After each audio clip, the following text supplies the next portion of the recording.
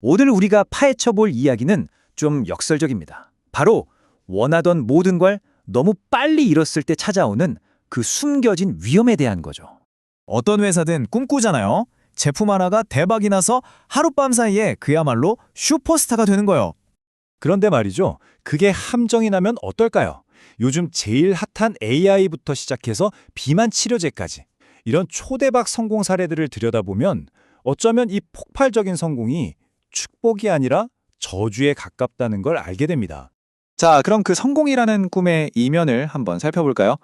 최근 가장 뜨거웠던 세 기업이죠. 오픈 AI, 노보 노디스크, 그리고 팜마트. 이들의 사례를 통해서요. 이 제품들이 얼마나 대단했냐면요. 정말 상상 초월 수준이었어요. 챗 GPT는 전 세계 인구 10명 중 1명이 쓰는 셈이고요. 위고비는 모르는 사람이 없죠. 팜마트의 라부부 인형은 그야말로 광풍을 몰고 왔습니다. 자, 여기서부터가 진짜 이야기입니다. 겉보기엔 완벽한 성공인데 사실 그 뒤에는 마치 도미노처럼 예측 가능하면서도 아주 위험한 문제들이 줄줄이 터져 나옵니다. 첫 번째 함정부터 바로 보시죠. 첫 번째 함정은 바로 터져나가는 수요입니다. 이걸 감당해야 하는 고통이죠. 갑자기 밀려드는 인기에 비명을 지르는 거예요. 오픈 AI가 딱 그런 경우였습니다. 이 회사가 목표를 정말 엄청나게 잡았습니다. 2030년까지 연 매출을 무려 2천억 달러로 잡은 겁니다. 근데 문제는 이 목표를 이루려면 어마어마한 돈이 필요하다는 겁니다. 자그마치 1조 4천억 달러 상상해 가시나요? 이 돈을 컴퓨팅 파워에 쏟아부어야 하는 거죠. 여기서 진짜 중요한 건 바로 이 규모예요.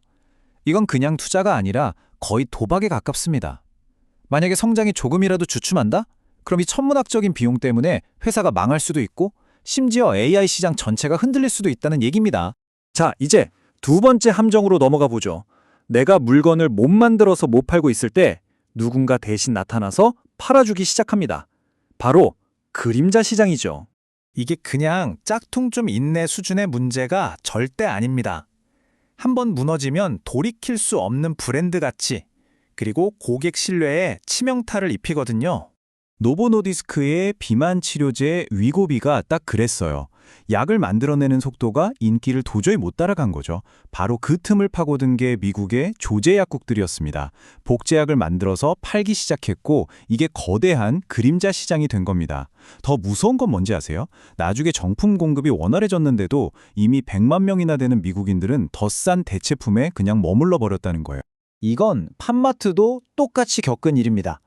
라부부 인형이 엄청나게 히트치니까 온라인에 짝퉁이 그냥 홍수처럼 쏟아졌어요. 당연히 브랜드 가치는 떨어지고 정품 사려던 충성 고객들만 피해를 보는 거죠. 그러니까 핵심은 이거예요. 아이러니하게도 대성공이 짝퉁 시장에 레드카펫을 깔아준 셈이 된 겁니다. 자, 이제 마지막 세 번째 함정입니다.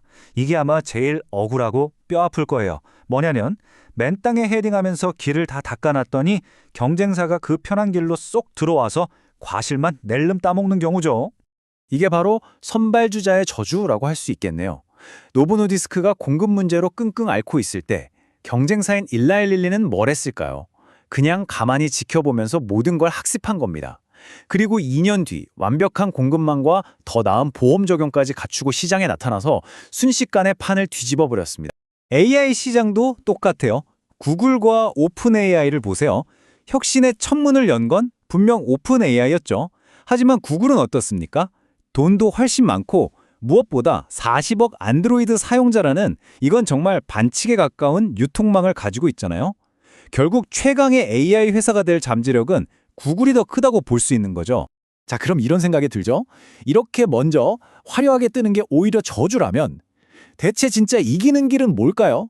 누가 최후의 승자가 되는 걸까요? 진짜 승자는요, 의외로 스포트라이트 뒤에 숨어있는 경우가 많습니다.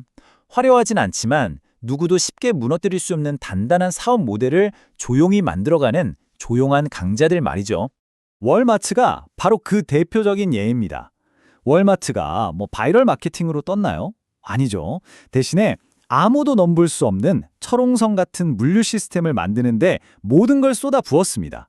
그렇게 조용히 하지만 끈질기게 혁신을 거듭한 결과가 바로 시가총액 1조 달러라는 어마어마한 기업이 된 겁니다. 그러니까 이제 여러분은 어떤 제품이 갑자기 초대박이 났다는 소식을 들으면 두 가지를 동시에 생각해야 합니다. 이게 과연 슈퍼스타의 탄생일까? 아니면 위험 신호일까?